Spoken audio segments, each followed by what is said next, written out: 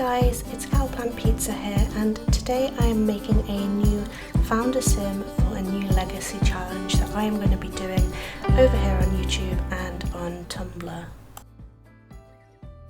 This legacy is going to be called the Bloom Legacy, and I am going to be following the Sims in Bloom challenge by a Sims garden on Tumblr. I will link it below so you guys can see the rules and all the generations and what the legacy is going to look like. I'm super excited to start a new legacy challenge because the last legacy that I was playing was just a cute little family that was made to play with growing together, and I kind of had no rules to follow, no challenges to do, so I was just mindlessly playing, which is really fun to begin with. But then after a while it gets a little bit boring and you lose kind of track of what you want to do with this family, and I'm really upset because that game file did actually corrupt. I think that's what happened, which is why I am starting a new legacy today. But yesterday I went to open my game to have a little play because I was running out of screenshots to post on my Tumblr, and the save file was just completely gone. I have no clue where it went or what happened to it, but all of my save files had been deleted, and yeah, they just disappeared. So I decided that I would give a go at making a sim for the Sims in Bloom challenge, and this is what I am doing right now. So I would like to introduce you to our new legacy founder, Miss Irene Bloom. We are obviously going to be starting from generation 1 in the Sims in Bloom challenge, and so I thought I would go ahead and read the rules and generation rules for you guys. So this challenge needs city living, get together, get to work, cats and dogs, seasons, get famous, island living, eco lifestyle, discover university, snowy escape and cottage living, as well as the game packs Spa Day, Dine Out, Vampires, Outdoor Retreat, Parenthood, Realm of Magic, and the Nifty Knitting Stuff Pack. However, on the actual post of the Legacy Challenge, there is a base game version, which is really lovely for them to do for people who don't have any of these packs or expansion packs. There's also a Sims 3 version, and there is also a graphic version where you can see all of your generations rules in like a little Photoshop graphic, so you can kind of introduce each generation with that, which is really cool as well. So a Sims Garden, who is the creator, says, "Please let me know if you find any problems with the challenge. I'm currently playtesting it myself, or if you find a part that is too similar to yours or someone else's. I'm aware there are quite a few flower-based challenges out there, but I tried to make mine as unique as possible." And now for the general rules for this challenge. So number 1 is, for each generation, complete the designated aspiration, career and skills. Number 2 is asterisks marked points are optional. You can choose to complete these to make the challenge more difficult. Rule 3 is there are 2 colours associated with every generation. Use these for genetics or just clothes and house decor if you wish. Now, just a note, I did not realise that there were colours with each generation, so I don't think I followed these colours, and I'm also just kind of a very neutral simmer who enjoys soft warm pastels, so I'm probably not going to follow those colours and just go with what I prefer anyway. So number 4 is start each new generation with a small house or apartment and 1,000 simoleons. If you want to make the challenge harder, you can start each generation on an empty lot with 0 simoleons, rags to riches styles. I did not do this because I am a really picky person when it comes to taking pictures and showing off my game, and I do not think that I will do this at all because I like my Sims to live in furnished houses that, even though they're maybe expensive, they look lived in and a little bit messy.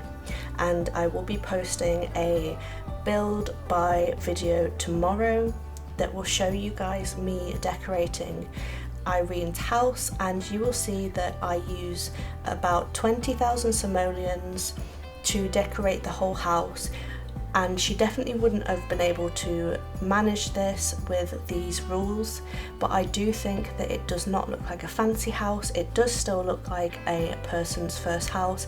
It's just got a lot of clutter, and I love to clutter houses, so I will not be following this rule either. And rule number 5 is play on any lifespan you wish, but short is not recommended.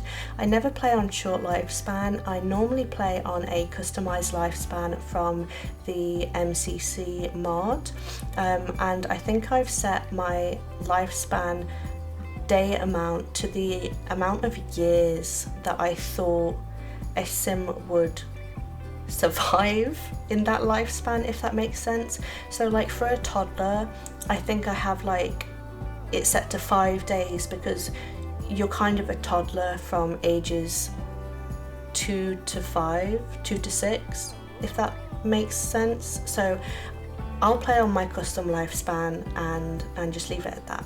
And finally, she says, if you decide to play this challenge, tag me or use the tag #SIB or #SimsInBloom if you want me to see, which I will be doing over on my Tumblr. Now onto the generation info and rules. So this is generation 1, obviously, and this generation is called Daisy. Here is our little backstory. Gardening has always been your passion. Owning a large, healthy garden is all you've ever wanted in life, even if your nails constantly have soil under them and you have so many broken pots you've lost count. Your happy place is meditating in the shade of the fruit trees that you grew yourself from tiny saplings. You sit and wonder what your family will grow to do and hope that they will flourish just as beautifully as your garden has. This is the start of your family legacy. Now, if you have followed me over on Tumblr for a very long time, I think I've been on there for 7 years now, you will know that I basically always get my Sims to be gardeners. I always get my Sims to do a bit of yoga. So this honestly sounds like the perfect start to this legacy for me. She also uses the traits that I used to always give my Sims when I was playing. So let me just get onto these now. For the aspiration, we have to complete the freelance botanist aspiration. For traits, we are to give our sim cheerful, clumsy and loves the outdoors, and our career is gardening, and the skills that we have to max are gardening, obviously, fishing and wellness. Now, the rules for this generation are that I have to live on a lot with the lot challenge Simple Living. Now, Simple Living is a lot challenge that you have to give your household when you are in Build By, and it means that this lot requires ingredients to cook all recipes. Cooking with ingredients just makes food taste better. So this adds a bit of difficulty to everyday living for your sim, because we need to harvest our ingredients before we can cook anything. And we need all of the ingredients when cooking, baking, canning or anything in between. So yeah, we can get the ingredients via gardening, raising the animals, grocery delivery, which is good, and going to the grocery shop. So it's not completely impossible to do this. You can obviously order from the Uber Eats thing, but I'm going to try and have her harvest most of her food so then she can cook it, and it's all homegrown. However, this link that I am reading does just say that most recipes in the game require things like flour and sugar, which you can only get when ordering groceries directly. So that's interesting. We will have to do like a weekly grocery shop, which will be really cool and add a little bit of realism into this gameplay. It also says that Sims who cook on a lot with the Simple Living Lot Challenge will get a significant skill boost for cooking and baking, as well as a self-sustaining happy moodlet that lasts for 2 hours, which seems like a good payoff for the effort that we're having to go into to make our food. Also, something interesting is that it says once I have reached level 10 of the cooking skill and also made 15 different meals, I can write myself a simple living cookbook. So that will be really cool to be able to bring in some extra simoleons. Getting back to the other rules of the generation, we need to grow a cow plant and keep it alive as long as you live, and if it dies we immediately need to plant a new one.